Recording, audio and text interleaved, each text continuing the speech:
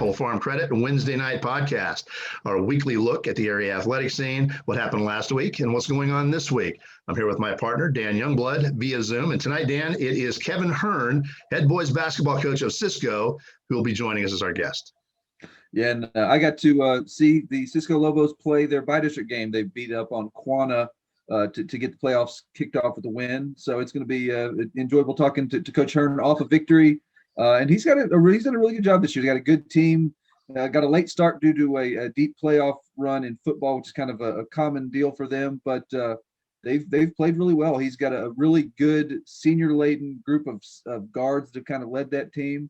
And he's had some young post players and forwards step up in the absence of his son Dawson, who was injured in the final game of the football season. So it's been a really interesting season for Cisco. They've had lots of personnel guys shifting in and out of the rotation, and to be able to hold it together the way they have and to perform as well as they have is really impressive. I think this may be one of the better coaching jobs that Coach Hearne has done.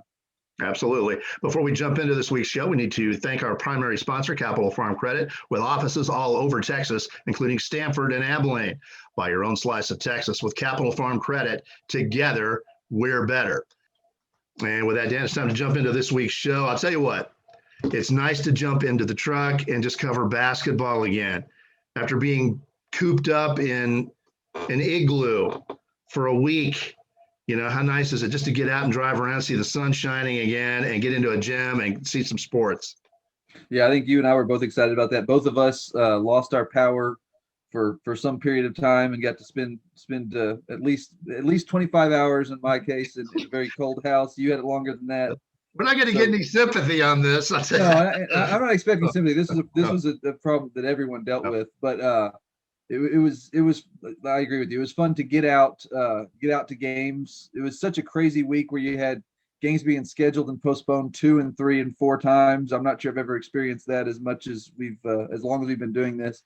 So just kind of a unique week, but it was nice to put some miles on the car. I got out to Sterling City. I got out to Breckenridge. I got out to Stanford. I was able to get on the road, hit some of these gyms, and see some good basketball. So it was a good time.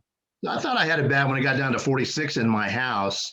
And I've been talking to people, you know, these basketball games. I'm like, yeah, my house got down to 46. And they're like, oh, really? Mine got down to 33. You know? Yeah. Well, yours got colder than mine as well. You got down to the low 40s. Yeah. When we finally got the power back, it said 42, and this was at 5:30 p.m. So that was with a day of radiant heat from the sun. So I don't know what it was overnight. I know it was cold because I woke up in it. Our fire had died. We were all huddled around in the living room, and our fire had died when I woke up. So I know it was cold, but like you said, we're not going to get any sympathy. This is something that just about everyone was going through, a really tough time for a lot of people. So I think it's made all of us probably a little more thankful for the electricity that we have, for the water that we have. In Abilene, we were without water for an extended period of time as well. So you don't realize how many uses you have for those things until they're gone. So I'm very thankful to have it back. Just having running water, just to be able to, I mean, this is really tough on an Arizona guy. You know, growing up in Arizona, I saw snow about 4 times in the 36 years that I spent there. And to see a temperature of -2, I may as well be in Antarctica. Yeah. For me, that's what it's like. It's, I mean, I'm from, you know, a little town, Ajo, Arizona, raised by a copper miner. Was 115 degrees in the summer. You know, 2 below. That's like I may as well be on Mars. Yeah. And it's really what's interesting is I grew up in Fort Worth, so 2.5 hours east of Abilene. And we only I can only remember 3 or 4 really good snows my entire childhood. So 18 years, I can only remember, 3 or 4 really good snows. Move out to Abilene, you get a little bit more winter weather. But this was unlike really anything I think that I've ever seen. I think the 2011 storm we had was maybe the most similar. But this one, just more than a week straight of freezing temperatures was really something. It was not a whole lot of fun. I'm cold natured anyway, as you and Thomas Meddy, our former photographer at the paper, learned. I thought that maybe spending some nights in hotels on road trips with you guys with the 50-degree air conditioner might help, but that did not prepare me very well for the situation. I think in Abilene we had a really bad storm about 10 years ago or so. We all got snowed in and iced in for 4 days, but in 15 years, this is the worst one I've seen. This was bad. And when you got snow on the beach in Galveston, that's bad. Yeah. No, and like I said, from just a sports perspective, I can't remember a time where you've had so many postponements and cancellations and those sorts of things in such a short period of time. Usually, we've had some football seasons where you had an ice storm and you had to push it back a day or 2 days, and you were able to get moving. This one, you had some games that were pushed back 4 and 5 days. And what really got interesting is we had area games being played before other teams got to their by-district games, and it was really it made chasing pairings a little bit more difficult than it usually is too. So just an odd year. This has been such an odd school year in general. You had COVID, and then you had snowvid, and it's just been a crazy time. And one thing that we've got again, it's nice, of course, just to see basketball, but scheduling sanity again. The scheduling was just a total train wreck, and there was nothing we could do about it. I've never seen area games played before by district games before, but that was really we had. Yeah, it was really strange. That part made it very odd because you'd have teams waiting, almost a week on their next round opponent, and to find out not only when they're playing but who they're playing. So that was kind of a unique situation. But I think I think you could see a whole lot of people who were glad to be back on the court, glad to be playing. Because one thing you don't think about in a lot of these communities, because of power outages and losing water and those sorts of things, they only got a day or two of practice. Yes. So you had teams that not only, usually in these situations, if you have a long layoff, a scheduled layoff, you can at least practice there and prepare. In these situations, you can't even do that a lot of times because of some of the situations some of these teams are facing. So just a unique time. But I think I was actually impressed. I mean, you saw maybe a little bit of rust in these games. I think particularly shooting. But I was actually impressed with the level of play to have that kind of layoff and to jump right into it. I was pretty impressed with the level of play. Well, I was impressed with the level of play, but I'll tell you what, I mean, it did affect them. And I just saw a recent example of it when Santo and Cisco played on Saturday. The Santo girls, they had lost water, they had lost power, they couldn't practice, they couldn't get to the gym.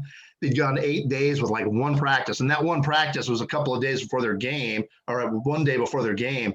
And they literally could not hit anything for the first quarter. And then they finally got in a rhythm, and it was, the game was different in the second half than it was in the first half, but by then it was too late. And that's the one area that you saw a lot of rust in shooting, particularly outside shooting. So if teams relied on jump shooting, it really seemed to impact their ability to knock down shots. And that was pretty much universal across the first 2 rounds of games that I saw, is that teams, particularly who were playing their first game, you could tell that some of these teams that are really good outside shooting teams just weren't themselves. So they kind of had to find other ways to score. Like I saw Ballinger play Crane, and it took Ballinger, who's a good offensive team. They've got a lot of offensive weapons. It took them a long time. It took them into the fourth quarter to finally kind of find their stride offensively. But they played really good defense the whole time. That allowed them to make their fourth quarter run and win. But yeah, so you saw some rust, I think, but at the same time, you could tell the coaches were excited just to be out there, to be playing, and those that advanced, I think will be able to get back in a rhythm in time. But just a weird start to the playoffs, but I'm glad to be starting playoffs. Like I've said so many times before, this is one of my favorite times of year. The high school basketball, both boys and girls, playoffs are some of my favorite events of the season. You get a lot of really good matchups, a lot of really fun matchups, and really a lot of unpredictable finishes. I think in football, a lot of times, particularly the first 3 or so rounds, it's pretty easy to kind of map it out and kind of you kind of have a pretty good idea of how it's going to play out. In basketball, I think you get a lot more unpredictability. You get a lot more volatility. You get some upsets, and I think it really shakes things up and it makes it a lot of fun. Yeah, and we're just about to jump into the big venues. By this weekend, we'll be in the regionals for girls basketball. We'll be playing in big venues, and that's when it really gets fun. It's do or die, go to state, or don't go to state. Exactly. Yeah. I think from the region quarterfinals on, you're talking basically about all really, really good teams. So it means that a lot of these matchups you get are really, really good games. Yes. So yeah, it's fun. I love this time of year, and I'm looking forward to seeing what we have the rest of the way. But this is just, if you're a basketball fan, you have to enjoy this time of year, both on the boys and girls side, because you get a lot of really good basketball.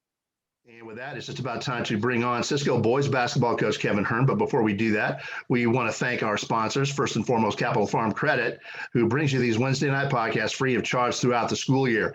Also, for the love of the game broadcasting on our old friend Terry Slavens, owner of K-Lakes 93.5 FM out of Breckenridge, 97.7 FM, KATX out of Eastland, Classic Country 1330 AM out of Graham, 94.7 FM KWKQ out of Graham, KROO 1430 AM out of Breck, and KWBY 98.5 FM out of Ranger. That is for the love of the game broadcasting. Also, Phil Hill of the Abilene Realtors Group, big supporter of local athletics. If you're in the market, give Phil a call at 325-669-5153 or go to his website at philhillproperties.com. And finally, Jack's Road Boring in Snyder, dirt sales and services with experience and service you can count on. Larry Green is the man to call out there. Give him a shout at 325-575-8004. That's Jack's Road Boring in Snyder.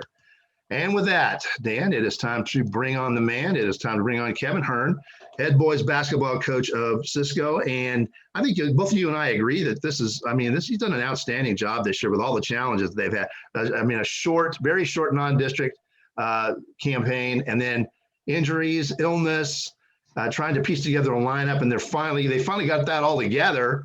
And right now they're playing their best basketball of the year, heading into tonight's game against Poolville.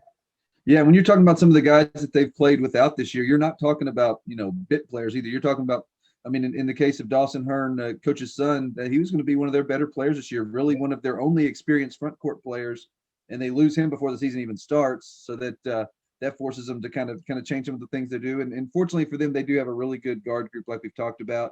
But then they lost several of those players for extended periods of time to illness or injury as well. So just a really tremendous job of coaching. He's kind of had to patch things together at times, but they got healthy and they're playing great basketball right now. So I think that to me, they're a dangerous team. I think that they're definitely one to watch from the area.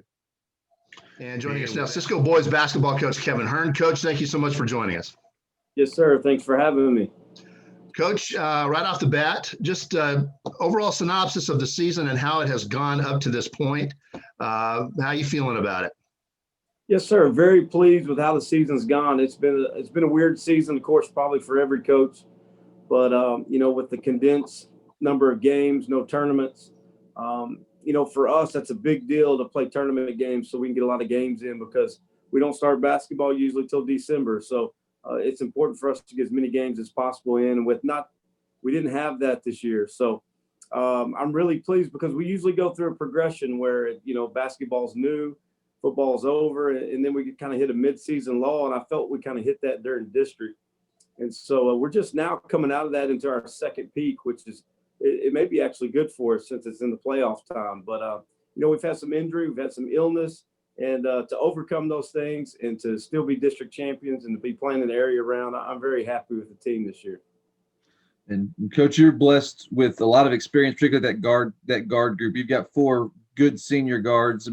How much of a blessing is that? Just to have 4 guys that kind of know what they're doing in that situation, and really every situation, and that have the talent that they bring to the court. Yeah, that makes my job extremely easy. 3 of those guards have been with us since their 7th grade year, and so we can roll out a basketball. I can tell them what to run and how to run it, and they'll do an amazing job at doing it. Gunnar Farr is a new addition to our team this year, and he's kind of added a different element. And so I would have liked, again, to have a little more practice, a little more games with him. But, man, it's just tremendous to have those 4 kids. Not only, are they super experienced and super talented, but they play every minute of every game unless they're in foul trouble. So these kids are in great shape. They give it all they got. They play extremely hard. And, man, it's made my job really easy this year with those kids on the floor. And Coach, we talked about it after the Quanah win the other day, coming off that big layoff with the weather, just about the mental toughness that Cisco kids have and that this group in particular has. I guess just what have you seen this year in terms of mental toughness from this particular group? Yeah, that's a key component to our whole program. And so, man, I really think that week of weather really helped us, because we got to get in the gym a little more. We got to practice together as a team. And like I said, I haven't had those 3 guards together, Lane, Steven, and Gunnar, all together very many games or very many practices. And so that week was very important for us. But again, our kids are mentally tough. We can change schedule, we can change plans. It doesn't affect them one beat. They're ready to play at any second, at any moment. And so, I welcome any change, that will bring some sort of adversity to the game, because our kids seem to overcome that every time they face it. Coach, year after year, you have the challenge of putting together your basketball team on short notice after a deep run by your football team with very few practices, very few preseason games. How difficult is that on a year-to-year basis? I would like to say it's difficult, but our kids are trained that way. We will gladly give up any time in the gym to keep continuing to win gold balls in football. And so that's just ingrained into them that when it's time to step on the basketball floor, we know exactly what's expected of them. I think it's good because our program has such continuity to it because I've been here a long time. Of course, Coach West was here a long time, and Coach Stennis has been here for 12 years. So there's the kids know exactly what to expect when they step off the football field and into the gym. And so, it's a simple plan. You can't, the straight basketball teams and the teams that are together all year, they kind of have a few more things, a few more tricks in their bag. And so we keep it pretty simple. But above everything else, what's always made Cisco good in basketball is because of the program that's built around football and track. And that's to play extremely hard, to out hustle your opponent, to outwork your opponent, and to always just be flying around and playing 100 miles an hour all the time. And it just converts well to basketball. And kind of on the topic of football, obviously a tough break there at the end, losing Dawson to the injury. I guess we talked about the experience y'all have at that guard position, and y'all are a guard-oriented team. But, what have you seen just in terms from the development of the front court guys who are a little bit younger and have maybe a little less experience? Yeah, I think it's been really good for Trey Breckine and Leo Wood, both of them. I'll be honest with you, I wasn't expecting either one of them to contribute a whole lot this year because of Dawson and because of Case and Conring, who also got hurt around Christmas time. And so, it's been a great opportunity for these kids. I know losing Dawson was kind of a setback both on the floor and both mentally because he was kind of the leader coming back as far as points scored and as far as being kind of the headline. But, these kids haven't skipped a beat. This next kid up, Trey Breckine's done an amazing job. And here lately, Leo Wood, who he is 6'6", but he's he's kind of inexperienced, hadn't been in our program very long. And so, he's really stepped up the last few games and played really well. And I really got to tip my hat to Lane Edgar, the senior, who's really kind of held us all together because Stephen Bird had an illness at the beginning of the year, and then we faced some adversity in the middle of the year. We lost Gunner for a few games. And so, Lane Edgar, if he's on the floor, I believe we have a chance to win. And so these kids believe in him and believe around him. And so now we have everybody together here in the playoffs. I really feel like we're playing our best basketball of the year right now. Coach, you're leading us right into our next question. I was going to ask you about the difficulties you had to overcome in getting a set lineup and then finally doing it. And now you went through District 11-1, allowing you to go into postseason play on an upswing. Yes, sir. Again, we haven't had everybody all at one time until this last few weeks. So it's been a blessing. Like last week, the weather, I think, to get in the gym by ourselves and to practice for a few hours every day, I think it was really good for this team. And again, like I said, we kind of go through a midseason lull, and I feel like we went through that towards the end of the first half of district. We just didn't seem to be clicking as well, wasn't shooting as well. We're a little fatigued. And now we're kind of hitting that second peak of the season, which usually happens for us in district play. And so, I'm really excited. I'm not saying we're going to win, but I just feel like this team is playing really well right now. If we can put together one good game on Wednesday night, I think we got a good chance to win. And Coach, we touched on the winter storm that really, affected the entire state of Texas, really put everything on hold there for about a week. Just how unique, it's been such a unique season anyway with COVID and everything else. Just how unique was that going to the playoffs with that basically just kind of having the season shut down for a week? Yeah, of course, it's always a struggle. And the weather was extremely bad, but again, we were extremely blessed here in Cisco. Again, we never lost power. We never lost water. And so we were not put in situations like some other communities in our area. And so it was really a blessing for us because, again, our kids are wired that if a coach calls practice, you're going to be there. There's no waiver in them. There's no might show up. And so, of course, we had to get, parents' permission and all that. But, our administration goes above and beyond, allowing us to practice when we don't have school, which is not allowed at some schools. And so, again, we put together on Tuesday, Wednesday, Thursday, and Friday. We spent a lot of time in the gym, just working on things we hadn't got to work on. And so we got to fine tune things and really get ready for that first playoff game against Quanah. And I felt like that was our best game of the year, in my opinion. And Coach, you kind of touched on it too. A big game Wednesday, obviously, coming up against Poolville. What are you expecting from that group, and kind of what do you envision in this area round matchup? Yeah, so the 2A level is different for us. We've always been 3A, and so to drop down to 2A, I said this from the beginning. Our district was tougher this year in 2A than it has been the last few years in 3A. Not saying anything bad about the opponents in 3A. I'm just talking about how good the 2A basketball is in this area. And so our district was really tough. And I was really impressed with the coaching and with the kids and how hard they play and the talent level. But Poolville is a straight basketball team. Haven't played them in the past. They're a real solid team, just real smart, real disciplined, don't make very many mistakes, very good outside shooters. And so we're going to really have to play well, but at the same time, not to put anything down about Poolville because they're extremely well and have been. But, the last few years we've had to play Brock or Childress or Peaster. And I'm not saying they're not the same level, but I think if we put together one good game, we'll have a good chance to win Wednesday night. I think it's important to note that this is being taped on Monday night, and as this tape runs, you'll be released on Wednesday. So you guys might be on the court with Poolville as we release it on. The game might be going on right now as we speak. Right. But assuming that if you get past Poolville, and we don't want to make any assumptions, and you got a challenge with these guys, but assuming you do, the rest of the region, that's a minefield, isn't it? Yeah, the game that would be next would be Toller and Seymour, and Toller came to our place and handed it to us early in the year. Again, we didn't have everybody. We wasn't full strength, and I don't know how much that would have mattered, but they're extremely talented. Seymour is a very, very tough defensive-minded team that plays really disciplined basketball.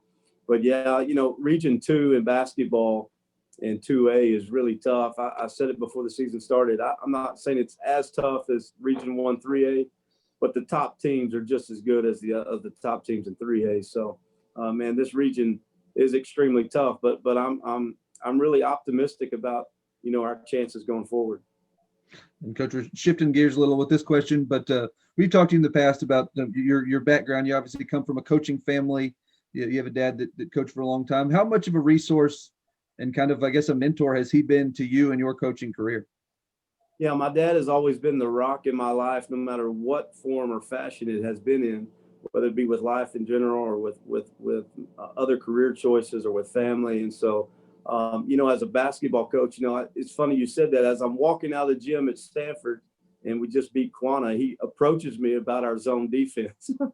He said, man, you got a few things you need to work on. And he told me this, and that. I said, I know you're right. I got to go back and watch the film.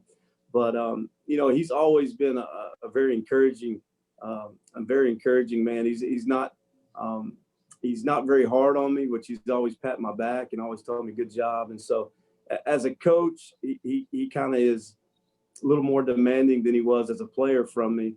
And so, and truly, where he really helps me out is how to balance coaching and life at the same time. And so, when you're coaching your sons like I have for the last 6 or 7 years, I seem to be a little bit hard on them. And as a grandfather, he'll always correct me about being too hard on them and not killing their love for the game, as he would say. But, he's a tremendous source of information basketball-wise, but even more than a coach, he's a better man than he is a coach. And so, he's just been a true blessing in my life all the way around. Coach, a lot of people have this preconceived notion that Cisco is a football town, but that's really not the case, is it? I mean, you obviously have a great football program, but we've seen outstanding effort from the boys basketball team, the girls basketball team. The baseball team has been very successful. The track team is definitely noteworthy as well. And at every one of these events, we see a large contingent of yellow and black clad fans. It's, I mean, you guys are, you talk about being blessed in the fan support department. It's wow with Cisco. Yeah, absolutely. This community is amazing. You know, I grew up here, and so it's no surprise to me. It's not something that's abnormal to me because I grew up with it. But you know, the community is amazing. That's really what makes our program so good, is that we have parents that allow us to coach and to discipline and allow us to mold their kids into being a tough and mentally tough human being, which, you know, really, you know, and that's what Coach West does a great job about. He is a great football coach, or was. I guess he's retired from that. But better than that, he's a better AD. He cares so much about all the programs, wanting them to succeed, wanting to give you the advantages you need in order to succeed. And so, yeah, to say we're a football town would be correct, because we are. But you know, it's really spilled over to all the programs, as far as, you know, that success is contagious. And so kids don't just want to be successful in football; they want to be successful in basketball and baseball. And of course, our girls program has been good for a long time, and Coach K does an amazing job with them. And so, man, it's just a great place to be here in Cisco to coach. I love having my kids here, to be a parent here, and so this community is really, really awesome. Coach, we're going to throw a tough question at you. At least most of the coaches we've asked this question think it's a difficult question, but we're going to make you king for a day, and we're going to allow you to make any change in high school basketball that you choose. What are you going to change if you had that power? You know, I've been saying this all year. I would love for the 3A and below to play on 9-foot goals. I'd like to see a little more above the rim play from these shorter guys, because you know, we have a lot of kids here that, I mean, they just never going to be able to dunk the basketball on the 10-foot goal. But you lower it to 9, I think it'd be a little more exciting to watch.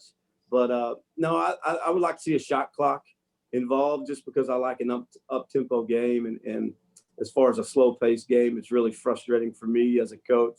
You know, but I'd like to see a shot clock. I'd like to see a 9-foot goal for these 3A, 2A, and 1A teams. No, I'm going to throw out an extra question here. Sorry to interrupt you.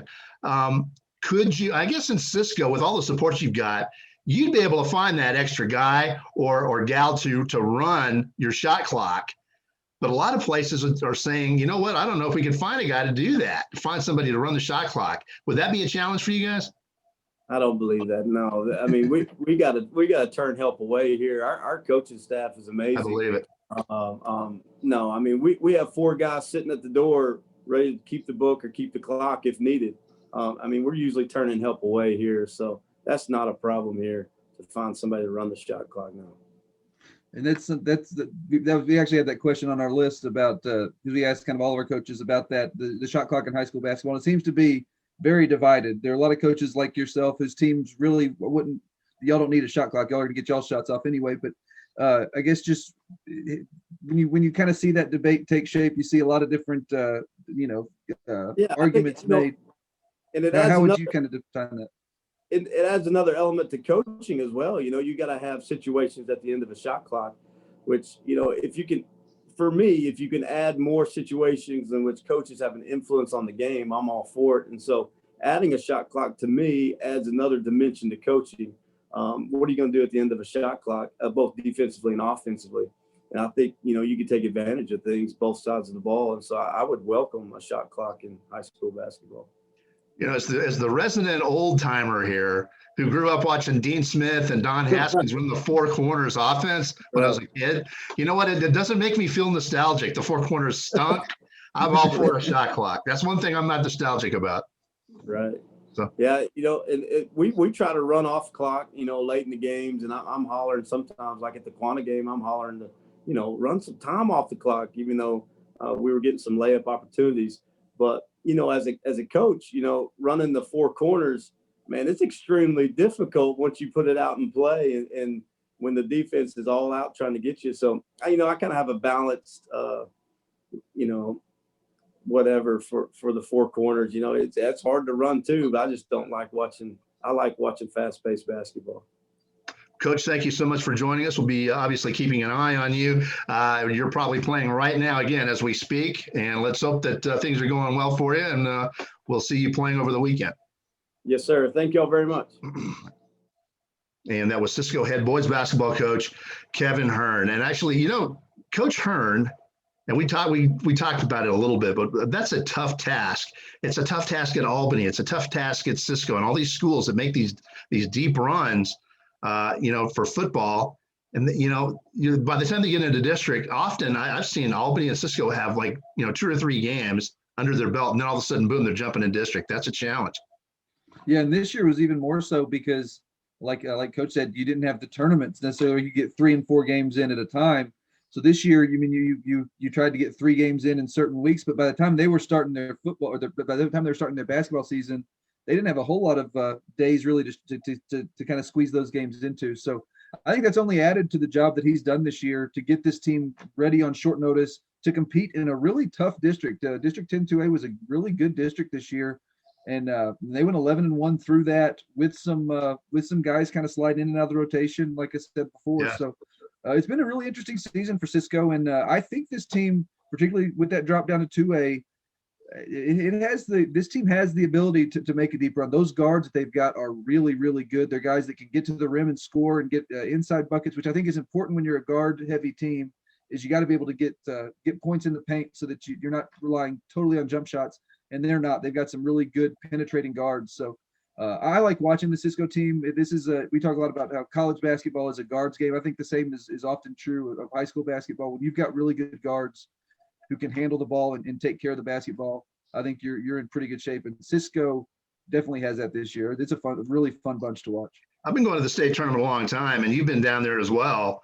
I've never seen a team, boys or girls, who made it to the state tournament after all these years that did not have good guard play. You better have good guard play, or you're not going to San Antonio. It's not going to happen. Yeah, I mean, there are teams I can think of that whose best player was a post player. I remember like Brittany Griner, for example. That was one where she kind of took that team as far as it went. But in general, you're right. I don't think that it's almost impossible to get that far without kids who can take care of the basketball. At least do that. You got to at least have guards that can take care of the basketball and get it to the playmakers. And this Cisco team is really blessed because the guards are the playmakers. So it's fun to watch. I mean, your guards do not have to be your best players, but they have to be good. They have got to be good or you're not going. Yeah, no, I agree. I agree completely. All right, that's just about wrap it up for the Capital Farm Credit Wednesday night podcast. But before we do that, we want to remind you that we have 3 separate subscription packages here at BigCountryPreps.com. We've got a monthly for $5 a month.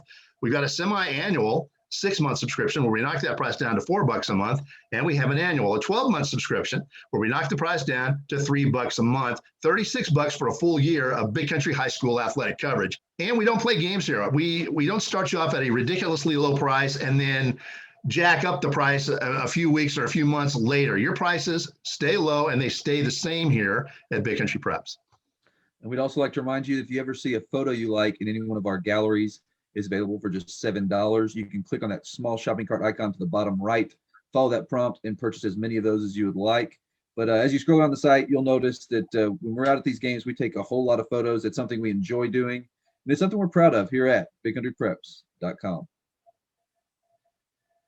All Big Country, all high school, all the time. Welcome home.